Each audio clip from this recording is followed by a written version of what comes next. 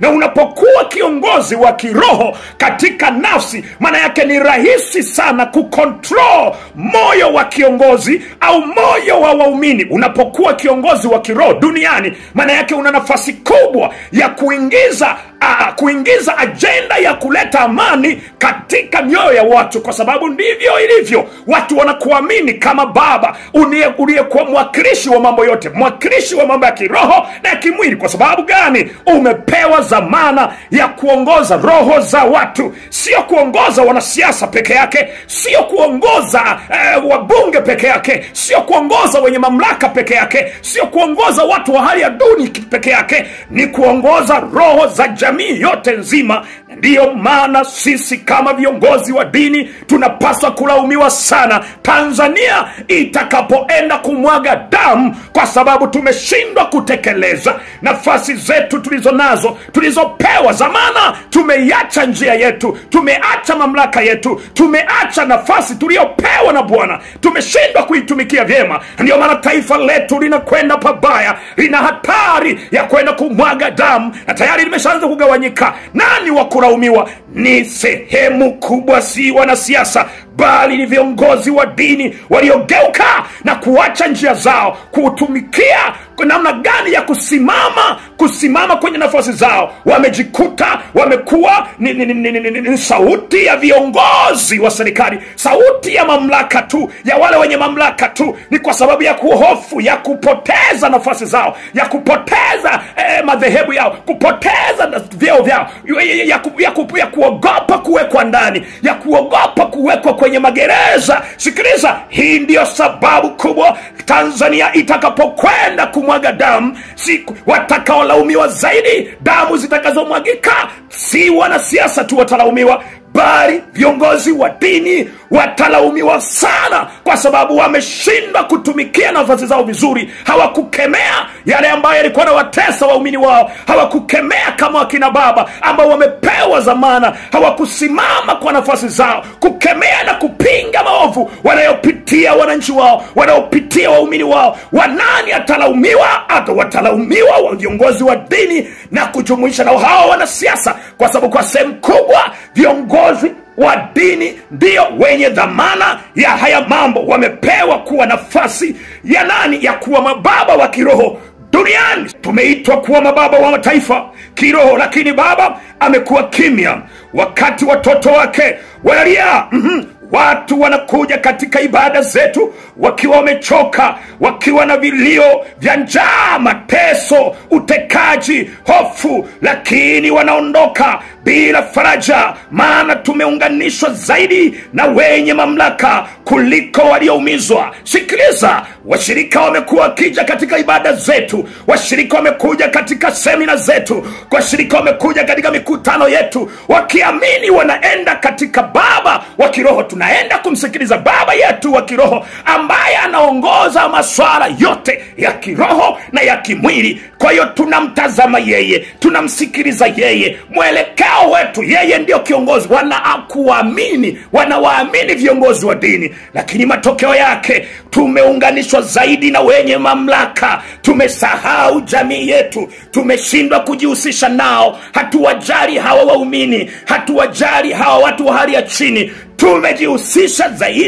Tumejihusisha zaidi na wenye mamlaka, tumeunganishwa zaidi na wanasiasa, tumeunganishwa zaidi na viongozi wa serikali, tumeunganishwa zaidi na wenye uwezo, wenye nguvu, tukihofia kupoteza sadaka, tukihofia kupoteza vyeo vyetu, tukihofia kupoteza dini zetu, tukihofia kupoteza heshima zetu, tukihofia kuwekwa magerezani. Tumelalia upande wa wenye mamlaka, tumelalia upande wa wenye serikali, tumelalia upande huo mmoja. Tumeshindwa kuwa baba wa wote kiroho, namna ya kuongoza. Na ndivyo ilivyo katika taifa, limegawanyika kwa sababu ya uzembe wa viongozi wa dini. Uzembe wa viongozi wa dini, wameshindwa kusimamia nafasi zao, wameegemea upande mmoja kwa hofu. Wameshindwa kuelewa kwamba watu wamekuja katika ibada wakiwa na mateso wakiwa na mateso, utekaji, wakiwa na hofu ndani ya mioyo yao.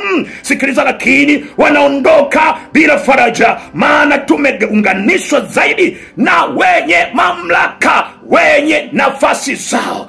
Na ndivyo ilivyo taifa la Tanzania. Viongozi wamesababisha nchi tunafikia hapa, maana ndio wamekusanya mamia. Yapo makanisa makubwa Tanzania ambayo yanasema wao ni sehemu ya jamii.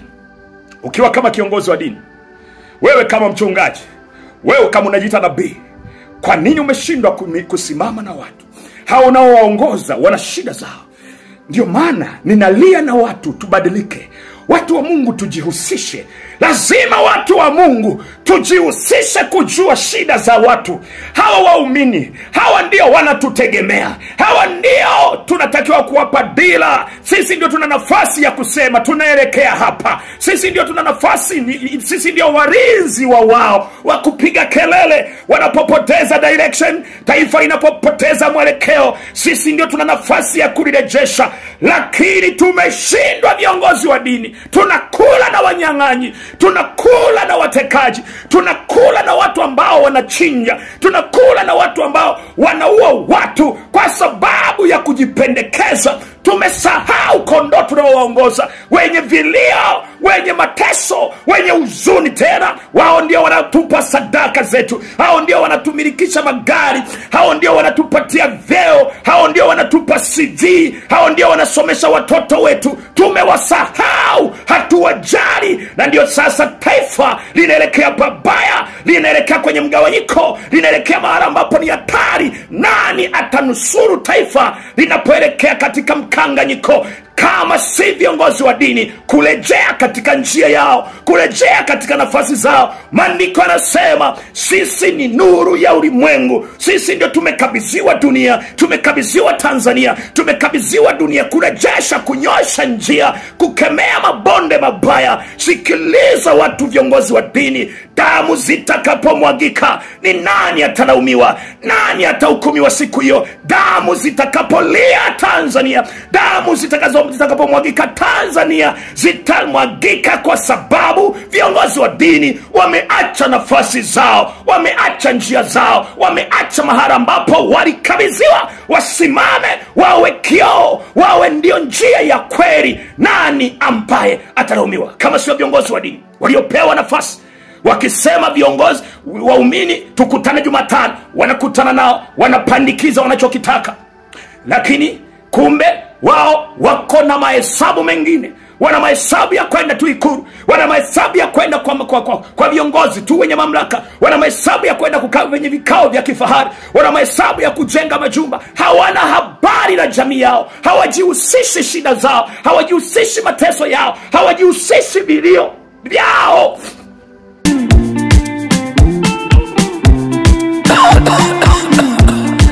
Mungu, asante kwa kuniponya.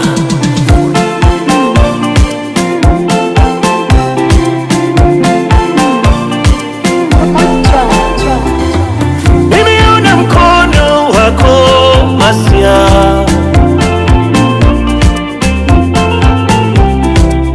nimeona mkono wako Masia.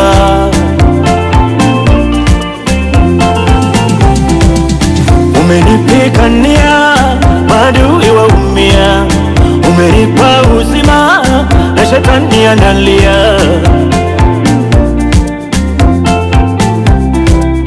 Umenipigania, maadui waumia, umenipa uzima na shetani analia. Nilipoanguka ulininua wewe, nilipopotea ulinipata wewe, kwenye giza ulinipa nuru wewe Bwana. Na sasa nitasema Yesu ndiye Bwana.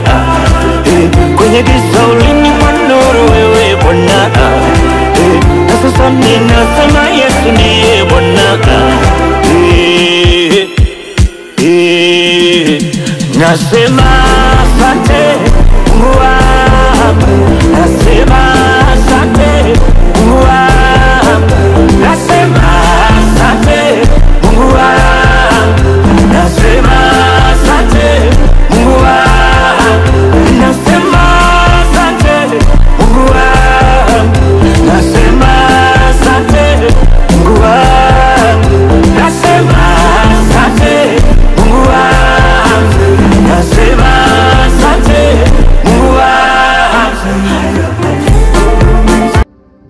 Bwana Yesu asifiwe sana. Wana na binti za Mungu, kwanza ninawasalimu katika jina la Yesu Kristo wa Nazareth. Mahali pale ambapo upo unaponitazama na kunifuatilia katika bara la Ulaya, bara la Afrika, ni yule mtumwa wako mwinjilisti Pascal Cassian tena, ambaye anaendelea kuimarika na tayari anaendelea kurudi katika nafasi ambayo Bwana amempa katika nyakati hizi za mwisho tulizonazo. Msingi ni ule ule wa kutekeleza ujumbe ambao Bwana anasema nasi katika nyakati zote. Nimekuwa na ujumbe ambao Bwana amenipa tangu nianze kurejea katika afya yangu. Ni ujumbe wa kujihusisha, ni ujumbe wa kuchangamana na jamii, ni kuwa katika hali ya kuwakilisha jamii, kuangalia watu ambao wapo katika nyakati zote, mazingira yote. Mungu anataka tuchangamane nao, twende tukasikie shida zao, tuwe sauti zao, tujue matatizo yao. Namna gani tukishagundua matatizo yao, na ndipo tutaweza kuwarejesha na kuwaongoa na kuweza kuwaweka katika msingi wa kumjua Kristo. Pale ambapo tutajua matatizo wanayopitia, changamoto walizonazo. Kwa hiyo sisi kama watu wa Mungu tumekosa experience ya kwamba tunatakiwa kuwa sauti ya jamii. Tunatakiwa kuwa sehemu ya watu ambao wanalia, wana matatizo, kwa sababu Bwana ndio ametupa. Tunatakiwa kuwa sauti zao, tunatakiwa kuwa wawakilishi wao. Na ndivyo hivyo manabii wa zamani walijihusisha na jamii zao, walijihusisha na watu mbalimbali. Walipojaribu kujihusisha nao, ndipo walipowawini na kuweza kuwasaidia, na ikawa rahisi kuwaleta kwa Kristo. Hawakuwatenga, hawakujionyesha kwamba wao wako nje nao, isipokuwa waliwatumikia, walitambua mahitaji yao, na ikawa rahisi kuwarejesha kuja kwa Kristo. Na ndio ujumbe ambao Bwana amenipa, na ndio tutausimamia hapa, kuwa na mbinu ya kuchangamana nao, ya kujiingiza katikati yao, ya kupeleka ujumbe wao kwa njia mbalimbali, na mbinu mpya, slogan mpya, skills ambazo Roho wa Bwana alizitumia kwa manabii na mitume kwa ajili ya kuimaliza kazi yake katika kipindi hicho. Na ndicho tunachotakiwa, tumepungukiwa muda huu. Sasa Bwana amenipa ujumbe huu tena, kama vile ambavyo amekuwa akiachilia ujumbe kila nyakati kwenye huduma yangu. Na ninapoendelea kuimarika na kurejea, ninarudi tena na ujumbe huu. Kasi kwa sasa tunapotaka kwenda kuanza somo hili, funika macho yako tupate kuomba. Bwana Yesu, nakushukuru kwa neema ulionipa. Asante Mfalme, wewe ni mwaminifu tunapoenda kujifunza. Uwe pamoja nasi katika dunia yote wanaonitazama. Uwabariki na kuwakumbuka katika jina la Yesu Kristo wa Nazareth. Amen.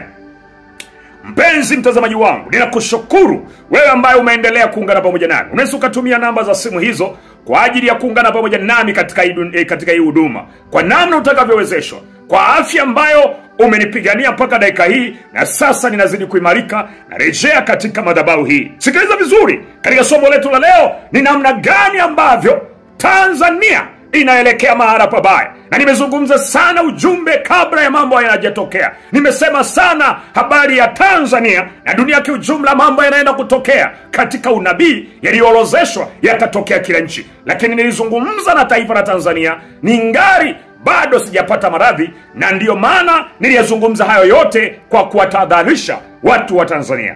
Sikiliza vizuri, wapendwa, katika taifa letu la Tanzania lipo katika hatari kubwa ya kugawanyika, ya kuingia katika umwagaji wa damu na ya kupoteza nuru yake. Nisikilize watu wa Mungu, taifa letu la Tanzania liko katika hatari ya kugawanyika, na tayari limekwisha kuanza kugawanyika. Taifa la Tanzania limekwisha kuanza kugawanyika, tena liko kwenye hatari ya kuelekea katika umwagaji wa damu, ambapo ni taifa Bwana alilipatia neema ya kuwa kisiwa ama sehemu, ni kitovu cha kukimbilia watu wenye changamoto kwenye mataifa yao. Lakini leo taifa letu limeanza kupasuka, limeanza kugawanyika, limeanza kujigawa, na linaelekea kwenye hatari ya kwenda kumwaga damu muda sio mrefu. Sikiliza vizuri sababu yake, lakini ukweli ni huu: sababu kubwa si wanasiasa peke yake,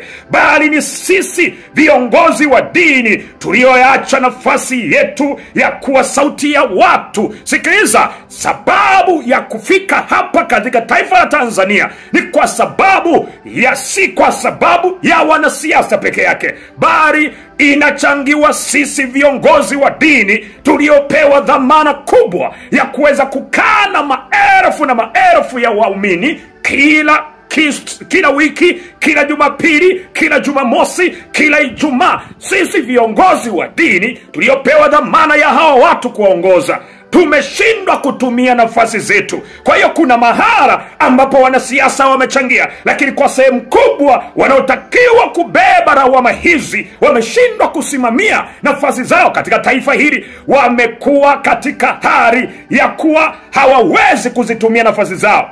Sikiliza vizuri.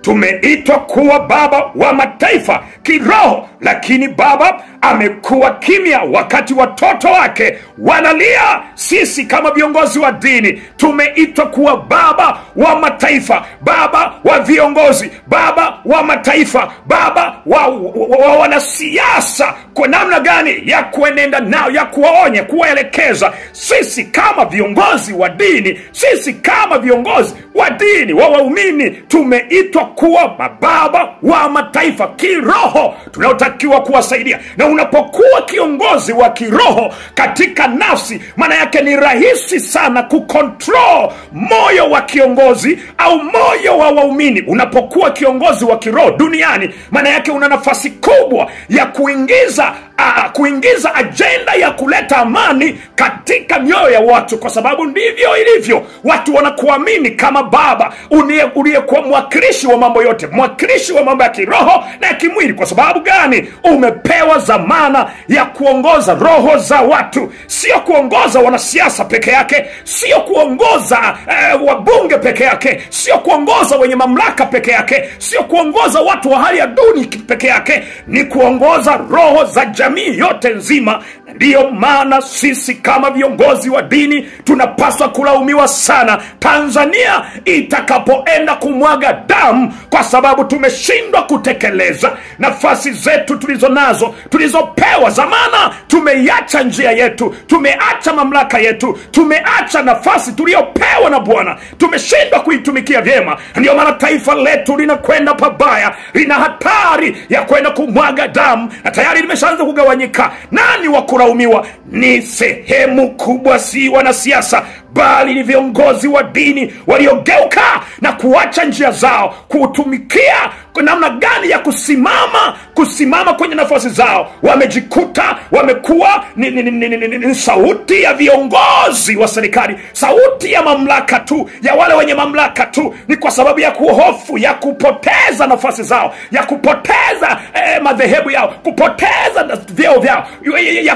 ya kuogopa kuwekwa ndani, ya kuogopa kuwekwa kwenye magereza. Sikiliza, hii ndiyo sababu kubwa Tanzania itakapokwenda kumwaga damu, watakaolaumiwa zaidi, damu zitakazomwagika, si wanasiasa tu watalaumiwa, bali viongozi wa dini watalaumiwa sana, kwa sababu wameshindwa kutumikia nafasi zao vizuri. Hawakukemea yale ambayo yalikuwa na watesa waumini wao, hawakukemea kama wakina baba ambao wamepewa zamana, hawakusimama kwa nafasi zao kukemea na kupinga maovu wanayopitia wananchi wao, wanayopitia waumini wao. Wanani atalaumiwa?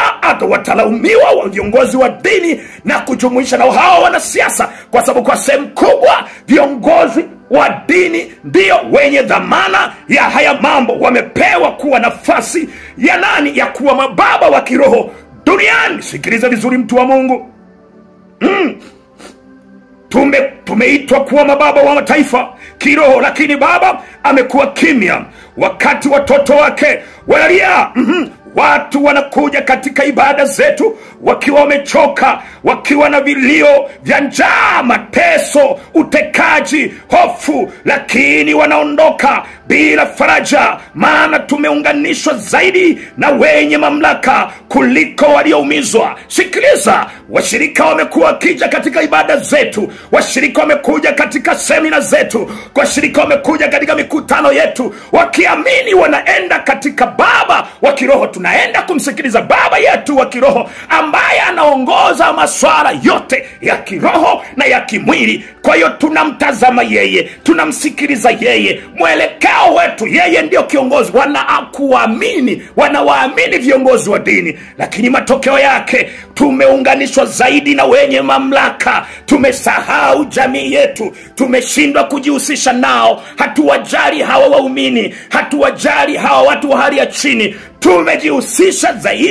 Tumejihusisha zaidi na wenye mamlaka. Tumeunganishwa zaidi na wanasiasa, tumeunganishwa zaidi na viongozi wa serikali, tumeunganishwa zaidi na wenye uwezo, wenye nguvu, tukihofia kupoteza sadaka, tukihofia kupoteza vyeo vyetu, tukihofia kupoteza dini zetu, tukihofia kupoteza heshima zetu, tukihofia kuwekwa magerezani. Tumelalia upande wa wenye mamlaka, tumelalia upande wa wenye serikali, tumelalia upande huo mmoja. Tumeshindwa kuwa baba wa wote kiroho, namna ya kuongoza. Na ndivyo ilivyo katika taifa, limegawanyika kwa sababu ya uzembe wa viongozi wa dini. Uzembe wa viongozi wa dini, wameshindwa kusimamia nafasi zao, wameegemea upande mmoja kwa hofu. Wameshindwa kuelewa kwamba watu wamekuja katika ibada wakiwa na mateso, utekaji, wakiwa na hofu ndani ya mioyo yao.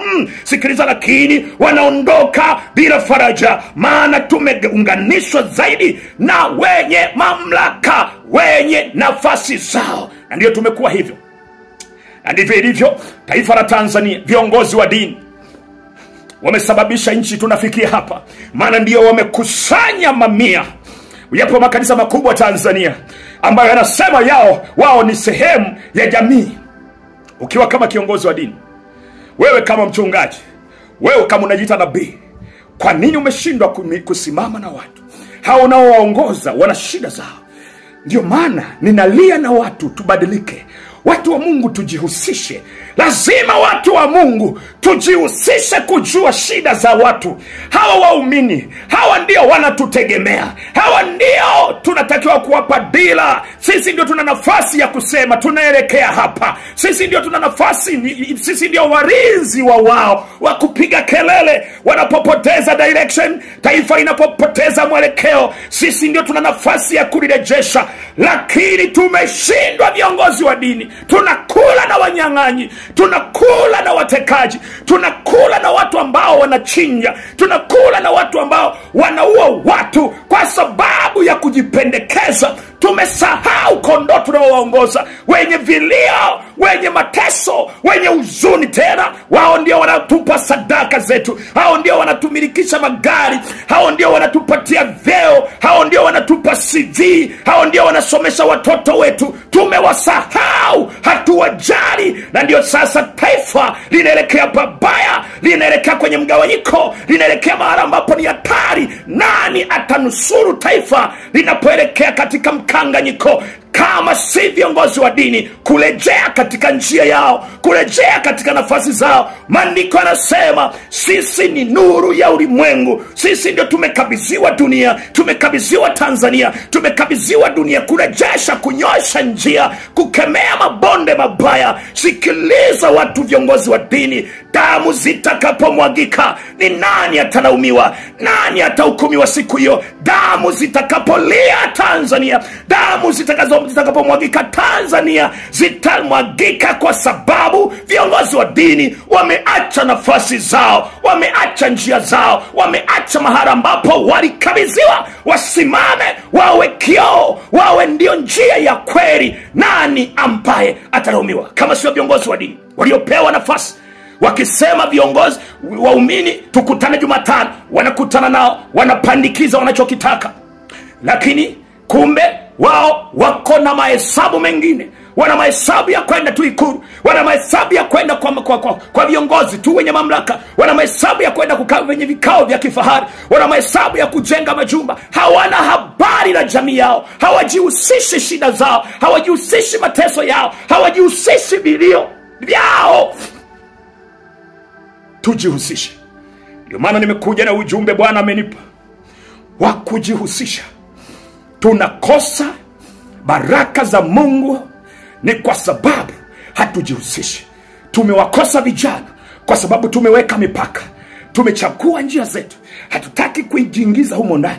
Hatutaki kuchangamana nao hao watu. Hatutaki. Tumewatenga watu wa hali ya chini. Tumewatenga makahaba. Tumewatenga watu ambao wamevaa vibaya. Tumewatenga. Tujihusishe. Tusimame kwenye nafasi zetu. Huu ndio wito Bwana anazungumza na kanisa. Anazungumza na watu. Na hata kama tutavuka kwenye nafasi katika mvurugano katika taifa hili, katika mgawanyiko, tutakapokaa saa, watu wa Mungu, wito wa siku za mwisho, Yesu anaita au Mungu anasema tujichangamanishe mle ndani ili tujue shida zao, tujue mateso yao, tuwarejeshe kwa Kristo. Tutadaiwa. Lazima tuwe na mbinu za kiroho. Tujihusishe katikati yao ili tujue tabu zao, tuwasemehe. Hao ndio wanategemea sauti zetu. Sisi kama viongozi wanaotuamini, kama mababa, sikia mtu wa Mungu, tumekosa wito wa kale. Watumishi wa Mungu, sikiliza, katika Biblia kila nabii wa kweli alijihusisha na jamii. Katika Biblia kila nabii wa kweli alijihusisha na jamii.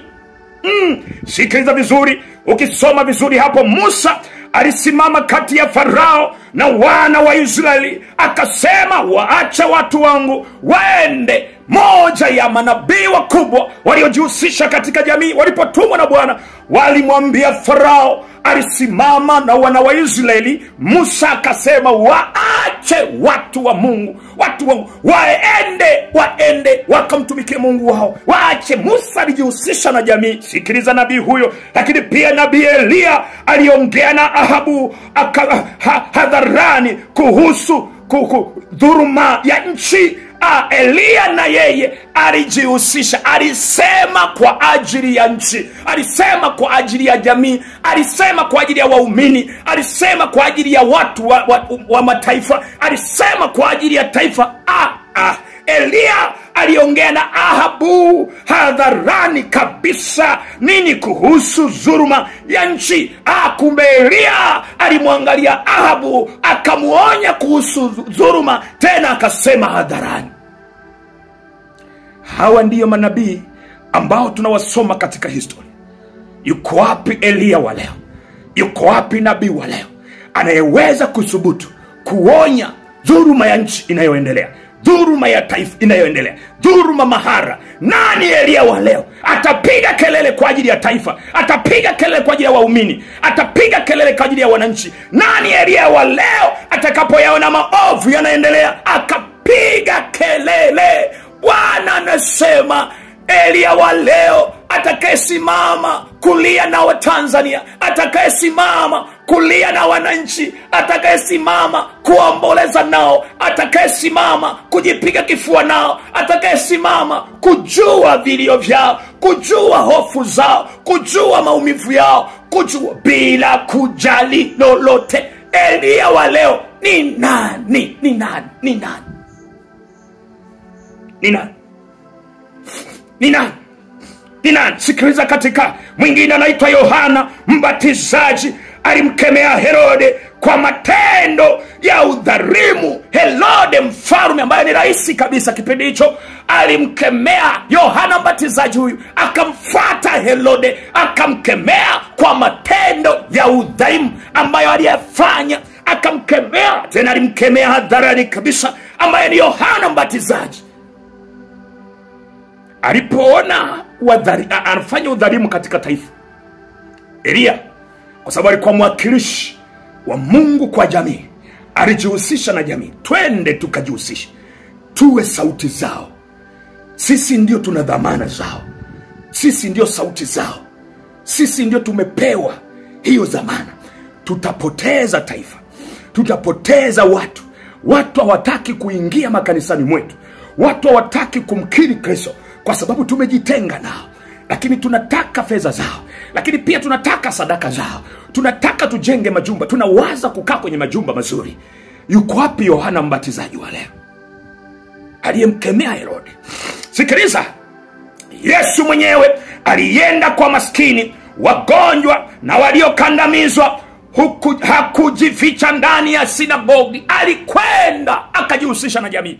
Alikwenda akawa msaada wao. Alikwenda mahospitali, alikwenda kwa wagonjwa, alikwenda mahara mbalimbali ya watu wenye taabu. Akaingia ndani yao, akajua shida zao, akajua vilio vyao, akawa sauti zao. Unajua, kama kiongozi, nabii, mtume, kama ujihusishi na jamii, unawatenga, halafu hata kama ukijihusisha hauwasaidii, hiyo nafasi utakuja kuijibu. Yesu ambaye ni kielelezo chetu alijihusisha katika jamii na akawa sauti yao. Jihusishe wewe. Sikiliza, leo tumegeuka kinyume chake. Tumekaa ndani ya majumba ya kifahari tukisubiri viongozi wa kisiasa waje makanisani, badala ya sisi kuingia mitaani kusikia kilio cha watu. Sikiliza pointi hii. Leo tumegeuka kinyume chake. Tumekaa ndani ya majumba ya kifahari tukisubiri viongozi wa kisiasa waje makanisani, badala ya sisi kuingia mtaani katika kilio cha watu. Tumekaa viongozi wa dini, tunasubiri wanasiasa waingie ndani ya makanisa yetu, waje kwenye ibada, walete vitu wanavyovitaka wao. Na leo ndo unaona wanasiasa wanatumia makanisa kuligawa taifa. Kwa sababu sisi viongozi wa kidini tuliopewa zamana kwa mababa tumepoteza mwelekeo. Badala ya sisi tutoke ndani ya makanisa yetu, twende kwenye vilio vya watu, tujichanganye, tukajihusishe ndani. Tumesubiri wanasiasa waje ndani ya kanisa, tumesubiri viongozi wanasiasa waje ndani. Na ndivyo katika taifa hili la Tanzania. Katika nyakati za mwisho, wachungaji tumeacha wito wetu. Tuna makanisa lakini hatujui thamani ya kuwa baba. Hatujui faida ya kuwa baba. Hatujui misingi ya kuwa mababa. Hatujui mafaida hiyo. Tuna dira zetu nyingine. Tunatafuta kukaa kwenye majumba ya kifahari. Tunatafuta heshima ya madhabahuni tunaposimama tu kuongea. Tumesimama tu kusema utabarikiwa, utainuliwa. Hatuchangamani nao. Ndio maana nimewaambia ujumbe Bwana alionipa sio ujumbe wa kukaa huko. Tunatakiwa kuwa na mbinu ya kwenda huko, kujua shida zao ili iwe rahisi. Kuna watu wana vilio, wako ndani ya kanisa, wanakuja wakiamini kabisa kanisani baba atazungumza kitu kwa ajili yao. Baba atasema na mimi, baba atanifuata. Leo wachungaji hatuko na jukumu la kumsikiliza muumini. Na kama unataka amsikilize muumini, anakuambia toa hela. Ni hatari. Taifa la Tanzania limefika hapa kwa sababu ya wachungaji wameacha wito wao. Kwa sababu ya watumishi wa Mungu wameacha wito wao. Tumefika hapa, damu inaenda kumwagika. Si kwa sababu ya wanasiasa peke yake tu, ni kwa sababu ya viongozi wa kidini wameacha nafasi zao. Sikiliza watu wa Mungu, ni hatari inayokuja. Bwana anatuita turejee kwenye wito wa kwanza. Wito wa kwanza ni upi? Sikiliza mtu wa Mungu, nimekuita uwe nuru ya ulimwengu, si taa chini ya kitanda. Ukisoma katika Mathayo 5 mstari 14 mpaka 16, Biblia inasema hivi, nimekuita uwe nuru ya ulimwengu, si taa chini ya kitanda. Mathayo 5 na ule mstari 14, Biblia inasema tumeitwa kuwa nuru ya mataifa. Kumbe sisi wachungaji, sisi tunaojiita manabii katika taifa la Tanzania na duniani kote, tumeitwa kuwa nuru ya mataifa. Tumeitwa kuwa nuru, tuangazie. Tumeitwa kuwa sauti za jamii. Tumeitwa kuwa sauti za wananchi. Tumeitwa kuwa sauti za wanaoonewa. Tumeitwa kuwa sauti za watu ambao wenye hofu katika taifa lao. Hawalali kwa amani kwenye nchi zao, hawalali, wanalala wakiwa na hofu. Tanzania leo, wananchi wa Tanzania wanalala wakiwa wana hofu. Wako makanisani, kuna hofu, hofu, hofu, hofu. Watu wana hofu, wanakwenda makanisani wakiwa na hofu. Mtu alikuwa anatembea Tanzania saa 9 za usiku, saa 10 anatembea kwa miguu, anawahi kazini. Lakini leo unatembea huku unaangalia nyuma, upande, kulia, kushoto, hofu. Lakini watu wa Mungu, viongozi wa dini hawana habari, kimya, wamenyamaza. Nimekuita kuwa nuru ya mataifa. Juu ya kukemea hii hofu ni viongozi wa dini. Mko wapi? Sikiliza, taa ikifunikwa giza litatawala. Taa ikifunikwa giza litatawala. Giza hilo ndilo tunaloliona sasa. Watu wanakufa, wanatoweka, wananyanyaswa, lakini kanisa limekaa kimya. Narudia tena, watu wa Mungu, taa ikifunikwa giza litatawala, na giza hilo ndilo tunaloliona sasa. Watu wanakufa, watu wanatekwa, wananyanyaswa, lakini kanisa limekaa kimya.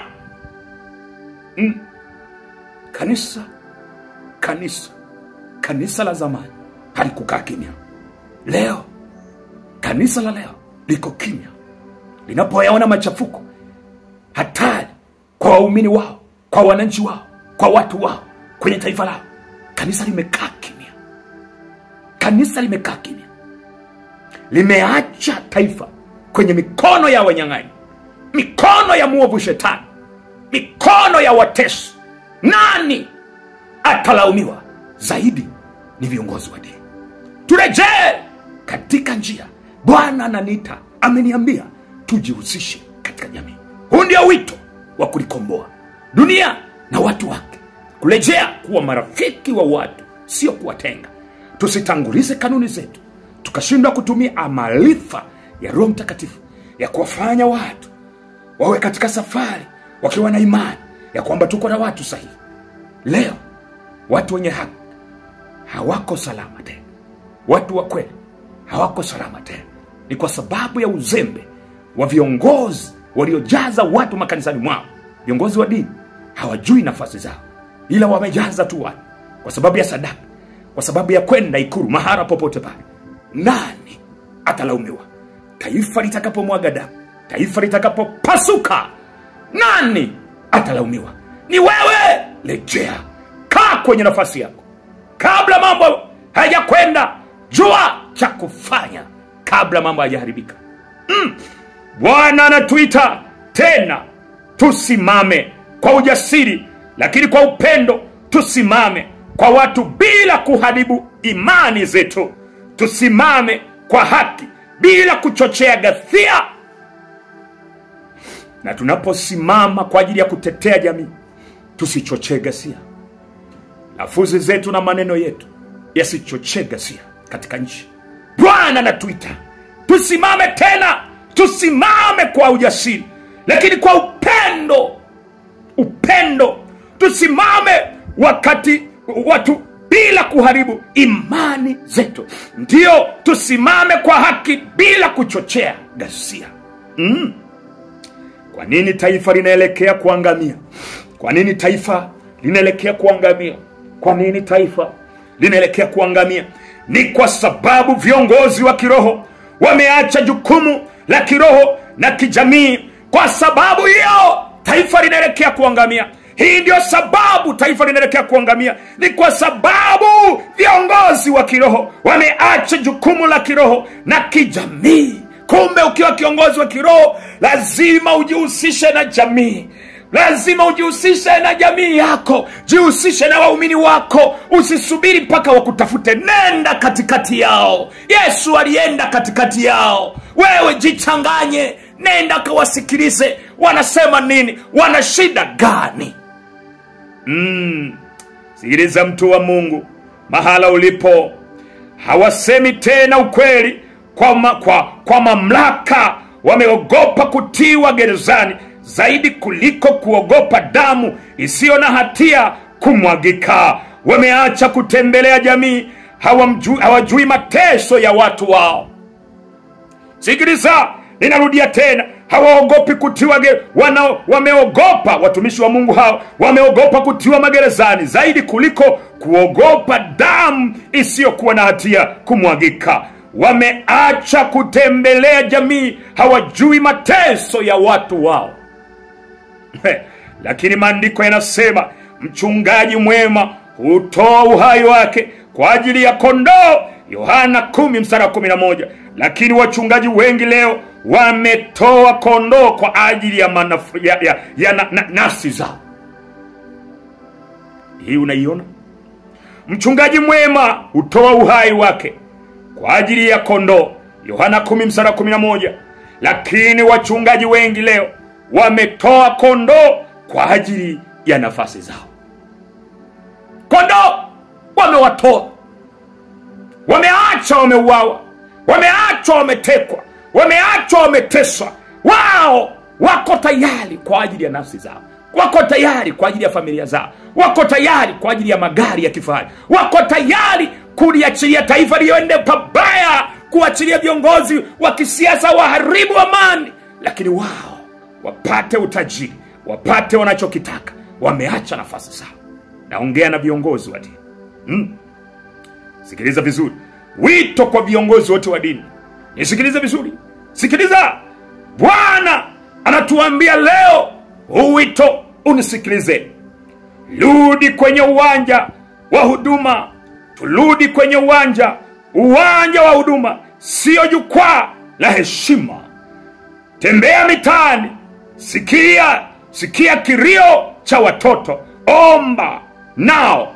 Waliojeruhiwa simama, na waliopoteza tumaini. Turejee, huu ndio wito wa viongozi wa dini. Turejee, huu ndio wito wa viongozi wa dini. Rudi kwenye uwanja wa huduma, sio jukwaa la heshima. Tembea mitaani. Yaani tembea, kajihusishe nao. Sikia kilio cha watoto, omba, na waliojeruhiwa simama, na waliopoteza tumaini. Tujifunze kujitoa kama watumishi wa kweli, si kama wafalme wa kidini. Tujihusishe na jamii katika shule, hospitali, sokoni na mitaani, tukiwaleta watu kwa Kristo kwa matendo halisi ya upendo. Twende kwenye mashule, twende kwenye mabaa, twende mahospitali, twende kwenye mataasisi mbalimbali. Tusiwe kama wafalme wa dini. Tusitafute wafalme, tusitafute heshima. Tujihusishe kwenye jamii, tujichomeke. Leo ni watu wangapi wanaoingia kwenye hospitali kwenda kuwatembelea? Na kama unaenda unashangaa mtu anatafuta kamera kwenda kupiga mapicha. Nimekwenda, nenda kimya kimya. Viongozi wa dini wanapofanya matendo ya huruma, wanajionyesha ni makosa mbele za Bwana. Nenda kajichanganye kwao. Nenda kafanye kazi uliyoitiwa. Turejee kama Bwana anavyotuita. Sikiliza, zipo mbinu za kiroho za kuwarejesha wito katika nyakati hizi. Maombi ya maombezi ya taifa. Kanisa isali sio kwa maneno ya kawaida tu, bali kwa toba na maombi ya maridhiano. 2, kusema ukweli wa upendo. Tuseme ukweli wa upendo. Wachungaji na viongozi waseme kweli hata kama inauma, lakini kwa heshima na hekima. Sikiliza. 3, kujenga daraja la upatanisho. Kanisa liwe mahali pa watu wote, si wa chama fulani. Sikiliza vizuri. Namba 4, hudumia maskini na walioteswa badala ya kusubiri waje kanisani. Tuwafuate. Sikiliza mtu wa Mungu. 5, kuwafundisha vijana waelewe kwamba ukombozi wa taifa hauji kwa vurugu, bali kwa maarifa, sala na hekima. Sala na hekima. Watu wa Mungu, katika hitimisho langu Ninalomalizia, nataka niseme jambo hili, ni kwamba kama hatutabadilika, Tanzania italia. Sio kwa sababu Mungu amepuuza, bali kwa sababu tulishindwa kutimiza nafasi zetu kama walinzi wa malango. Ninarudia tena wito kwa viongozi wa dini. Nisikilizeni vizuri. Kama hatutabadilika, na tena kama hatutafanya haraka kabla ya tarehe 29 kubadilika, kufanya juu chini baada ya kusikiliza ujumbe, kama hatutabadilika, Tanzania italia. Italia.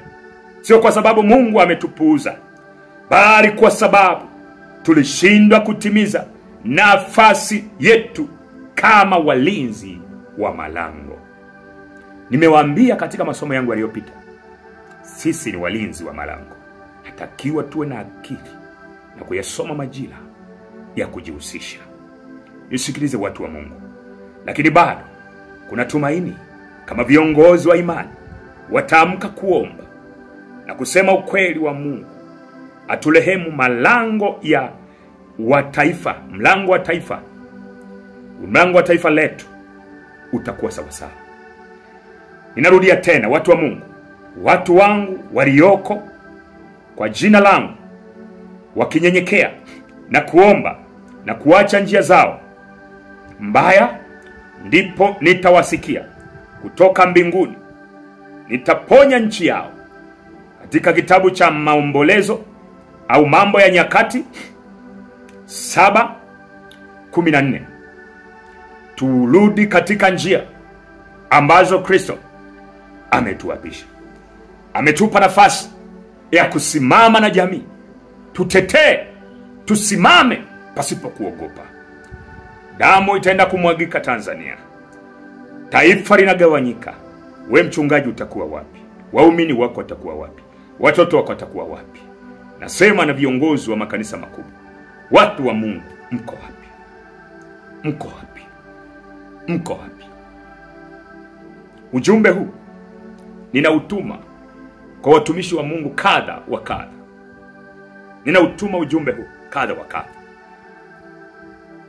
kwa watu wenye makanisa makubwa hapa Tanzania. Nikianza na mtumishi wa Mungu Mwamposa.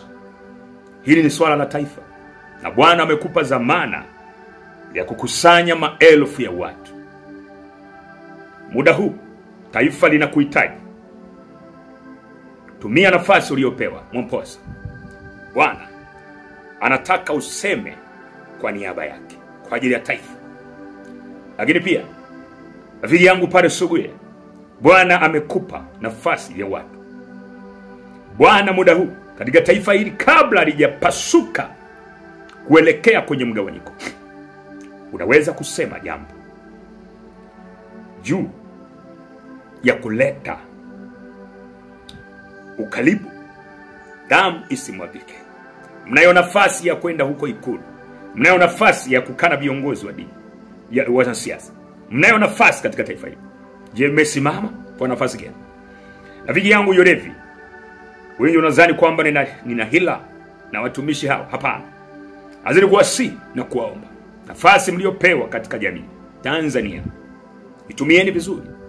Maana taifa liko kwenye hatari ya kuelekea pabaya. Na msiposimama kwa nafasi zenu mliopewa nafasi kubwa, basi kuna hatari inawahusu hata watoto wenu. Taifa itaenda kuingia kwenye mkilio. Mnayo nafasi kabla hamjachelewa. Rafiki zangu, mtu hapo Kuhani Musa, rafiki yangu, umepewa nafasi katika taifa hili. Kwa hiyo Bwana anasema, kabla taifa lijaenda katika uharibifu, mwagaji wa damu, Bwana anatuma ujumbe huu na kukumbusha unayo nafasi ya kusema katika nafasi hii ili taifa lirejee. Tumia nafasi yako vizuri kabla mambo hayajaribika. Tumia nafasi yako vizuri kabla mambo hayajaribika. Marafiki zangu wa makanisa mbalimbali, wa Pentecoste, wa Sabato, AIC, KKT, Moravian, Waislamu, tumieni nafasi zenu. Mashehe, tumieni nafasi zenu. Ni muda wa kukomboa taifa. Kama viongozi wa dini, rejeeni kwenye muhimili sasa, pasipo kutumia lugha chonganishi, pasipo kutumia lugha za uchochezi. Bwana anawataka, kabla taifa halijaenda kwenda kugawanyika na kumwaga damu. Dhamana za ukombozi wa kitaifa unatakiwa uanze na ninyi. Nafasi iko kwenu. Mmegemea wapi? Mmetufikisha wapi? Mmeitumiaje nafasi? Kabla tujafika hapa, mmetumiaje hii nafasi? Sije kuingia kwenye kujuta. Maana taifa litakapoingia kwenye mgawanyiko, taifa litakapoingia katika umwagaji wa damu, na ninyi hamtakuwa salama na waumini wenu. Mmetumiaje nafasi? Mmekaa upande mmoja kwa hofu, kwa kuogopa, kwa kuhofia. Basi taifa linapoingia kwenye ghasia, hata waumini, makanisa, hospitali, kila mahara kutakuwa hakuna huduma. Mafuta, magari yenu hayatatembea. Ndio, hayatatembea. Uwanja wa ndege hautakalika. Mahospitali kutakuwa kufai. Kazi yenu viongozi wa dini ni sasa, kabla mambo hayajakwenda kuharibika. Viongozi wa dini, kabla mambo hayajaenda kuharibika, tumieni nafasi. Nyinyi mkinyamaza, taifa litaelekea pabaya. Mliopewa dhamana ya watu wengi, mnadhani mnaponyamaza ndio suluhisho. Sio suluhisho. Mnapoachia viongozi peke yake wa serikali, wanasiasa, kuwapaleti taifa hili linavyokwenda wanavyotaka wao, muda utafika hata wewe mchungaji uliye na magari ya kifahari, uliyekaa kimya, hautapata mafuta kwenye sheri, hautapata huduma hospitali. Ofisini, mabenki yatafungwa. Ghasia, damu itakapomwagika katika taifa lako. Ukimya wako usiwe mbaya. Tumia nafasi yako kwa lugha iliyo njema, lugha ya kujenga. Usiegemee upande mmoja. Nafasi uliyopewa si kwa ajili ya kuongoza tu watu kanisani. Nusuru taifa lako na waumini unaowaongoza. Ni wajibu wako kiongozi wa dini. Usikae kimya. Maana tuko kwenye hatari tunaelekea. Bwana anataka tutumie nafasi zetu. Ujumbe wangu Bwana alionipa viongozi wa dini: simameni, urejeshe uwiano wa hili taifa kabla hatari. Usizani wewe utakuwa wapi taifa linapoenda kugawanyika na kupasuka, damu zikimwagika. Utakuwa wapi? Watoto wako, ibada hazitakuwepo tena. Machafuko kila mahali, maduka, ofisi za waumini wako. Sadaka utatoa wapi kama unanyamaza kimya kwa hofu? Ndio unamkaribisha shetani afanye kazi yake. Ninawaomba viongozi wa dini, kabla ya machafuko hayajatokea katika taifa, tumieni nafasi zenu vyema, kwa sababu mnakaa na viongozi wakubwa wa serikali. Tumieni nafasi zenu vizuri. Tumia nafasi zenu vizuri kwa lugha iliyo njema na ya hekima, lakini yenye maonyo, kuliepusha taifa hili lisingie pabaya. Mungu amewaamini, amewapa dhamana, lakini mnapokaa kimya, hata ninyi mko hatarini. Bwana awabariki. Ninawapenda. Mimi ni mtumwa wa Bwana. Nimepewa wito wa kujihusisha. Twende tujihusishe na jamii. Tusiegemee upande mmoja. Katika jina la Baba, Mwana na Roho Mtakatifu. Amen. Asante sana.